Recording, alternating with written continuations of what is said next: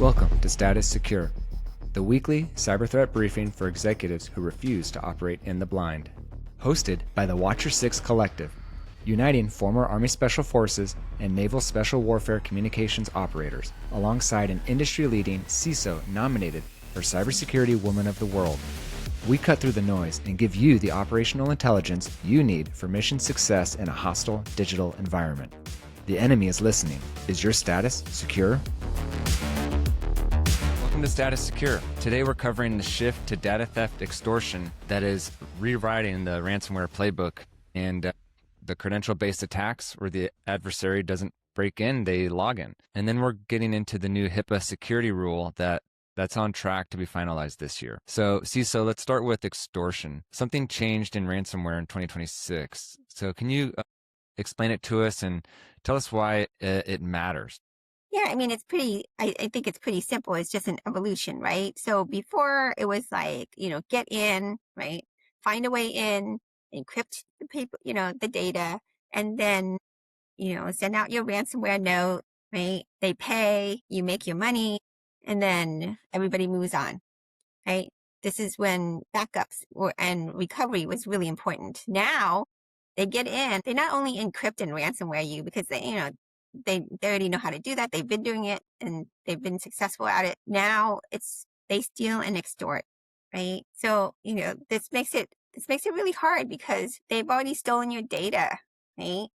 They're not just encrypting it. And so even your backups, maybe you pay, you get your data back, but it's already out there and they're selling it. Got it. Yeah. And that ties into the second threat because you said it, they're not breaking in. They are, but they're logging in, right? So walk us through the credential and identity side of this, because that's the entry point right now that's feeding the extortion. Yeah. So the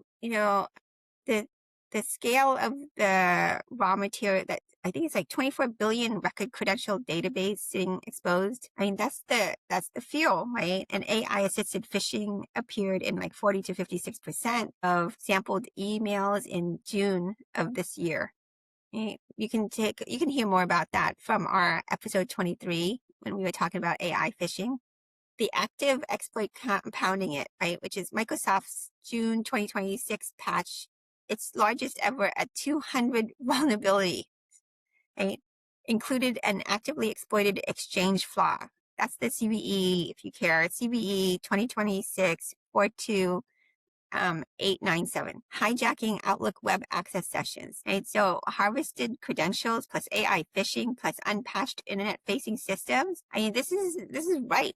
The login, don't break in economy. Once inside, they exfiltrate and extort. Same machine, two doors. Yeah. And this reminds me of something we've discussed in the past. And this is, it's interesting for me sitting on this side of the table, because this sounds very similar to the approach of like social engineering, of like sort of physically getting into places. It's one of those things of like, a lock on a door keeps an honest person honest, but you can, if you're good enough at, getting through a lock, you can get through the door. And so what do people do? They keep putting more advanced security systems on their whatever, right? And the more advanced they get, the attackers get to the point where they're like, okay, well, I don't necessarily have to break through that advanced security system. If I can just get someone's, key card, get their login credentials, or just have someone open the door for me so I can walk in.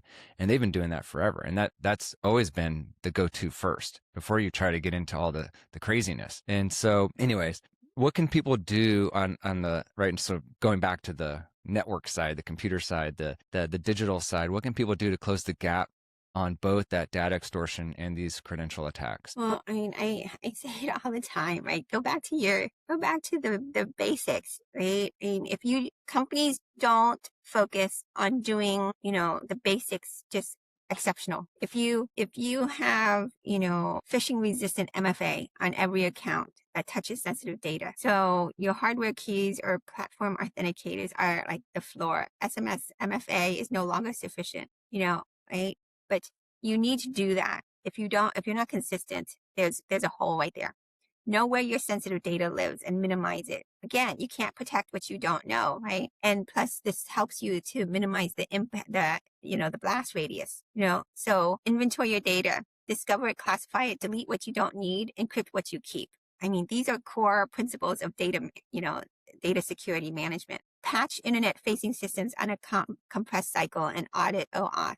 If you're patching, if your patching is I've seen people say that that they patch every 30 days, and then when you go look, they're patching maybe every 6 months, maybe a year. That's too long. Exploit after disclosure windows are collapsing. So the Exchange and PeopleSoft cases prove it. Prioritize anything internet reachable. Got it. And if we look at the healthcare industry right now, they took an average of 2.3 ransomware attacks a day in the first half of 2026. That industry has had the most expensive breaches of any industry for 14 straight years, and the government, they decided that the 20-year rule book wasn't enough. So there's a major overhaul of the HIPAA Security Rule on track to be finalized this year. So with that as a setup, let's get into that. Can you give us the foundational walkthrough?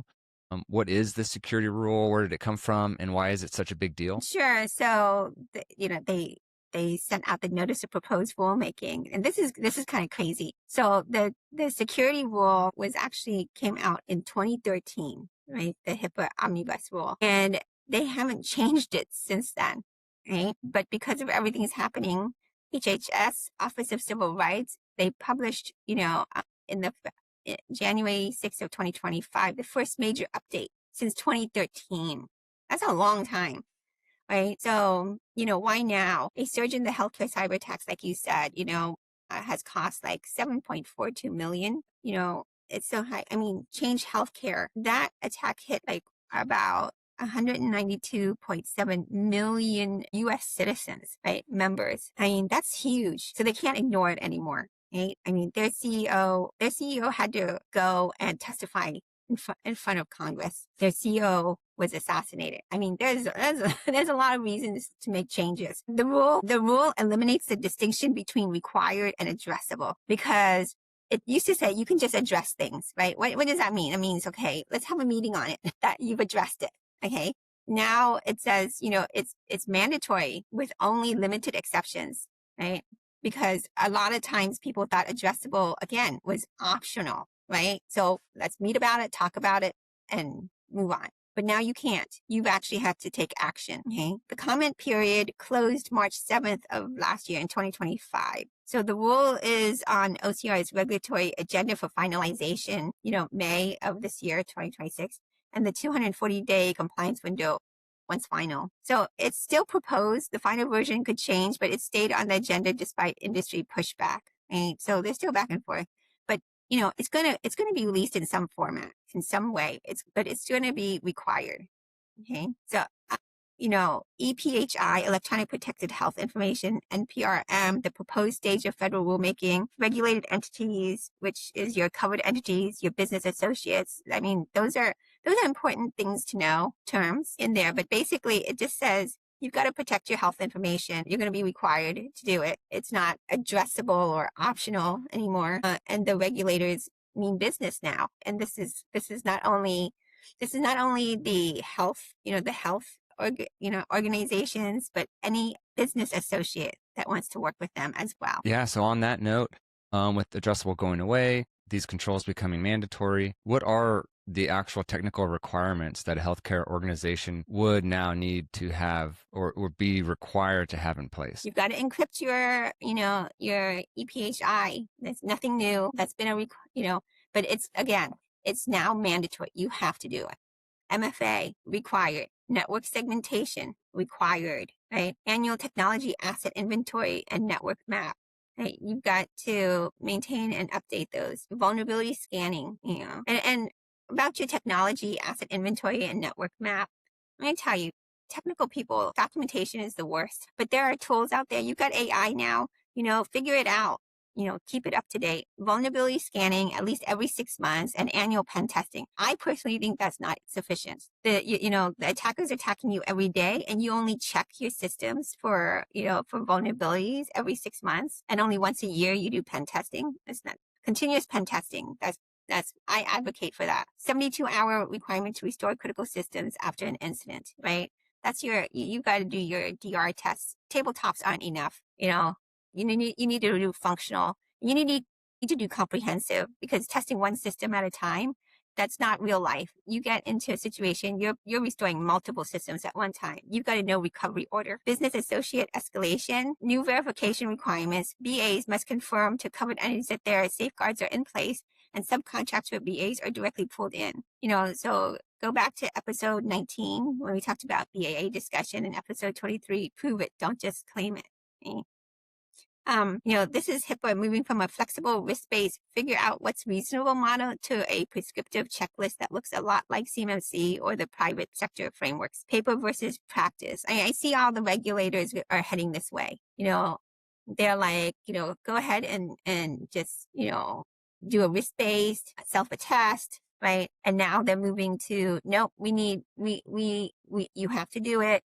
And you've got to, provide not just an attestation, but an actual verification, right? Validation of your controls. Got it. Yeah. And so as we can see, the security requirements for HIPAA are becoming more intense or intensive, and because the threat is getting bigger. And we're gonna jump ahead to the marching orders. And so for these marching orders for healthcare, those in the healthcare industry, we covered data extortion and credential attacks at the top. We just covered the new HIPAA security rule. Assume this finalizes this year and the 240-day clock starts. What are the 3 things every healthcare organization should execute now so that they're ready and they're not scrambling? Yeah. The first order would be to do your risk analysis and asset inventory. Do it now, right? The new rule mandates an annual technology asset inventory. Just do it. Make sure it's correct, right? A network map, check it, see when it was last updated, review it to make sure it correctly, is identifying all of your systems and all of the network traffic. That's the other thing. A network map is not just your physical or logical mapping of your systems. You need to map your data flow. Okay, a risk analysis tied to that, and then that's foundation of the new rule. Order 2, close the addressable gaps you've been deferring. Okay, all of the ones that you've met to talk about and say and accepted that risk and moved on. You can't do that anymore. You need to go take a look at what you just addressed or accepted, and if it's required, like encryption MFA, then you need to figure out how to get that implemented and how long it's going to take you and how much it's going to cost, right? Because you don't have a choice any longer. You've got to fund it, and you've got to get it implemented. Order number 3, read, paper, and verify your business associates. This one, right? The new, this is really working with your contracts team, right? Knowing what's still, which BAs are still active, which BAs are no longer are inactive, making sure they're pulled from your systems. I mean, you've got to do a BA verification and then understand who they're so your fourth parties, right? So they're subcontractors. Confirm safeguards with them, build the verification process, not just a lot of the programs just ask for a SOC 2. You always have right to audit. Do a random audit of one of their controls, something simple just to see, right? Yeah. Those are the 3 marching orders. All right. Well, as we've covered, attackers are opting right now to log in over breaking it. And that's kind of the hot trend this year. So stealing data, extorting on the leak across, all the sectors. Healthcare just happens to be the most expensive target on the board. And the government's 20-year-old playbook is being updated, right? So addressable is becoming required. The gap the gap between the security you documented and the security you actually run is no longer a judgment call. Okay, so that's what's changing here. Mission success starts with closing that gap before the rule makes you do it. So trust but verify your own posture, run the risk analysis and asset inventory, close the encryption MFA and segmentation gaps, repaper your business associates, execute the standard, and we'll see you next week. Mission success isn't about luck. It's about preparation. You've heard the intel. Now, go put it to use. If you need to verify your security posture, I've established a secure line at watcher6.com/secure. Go there to get the briefing the enemy doesn't want you to have. We'll see you next week. Until then, keep your head on a swivel.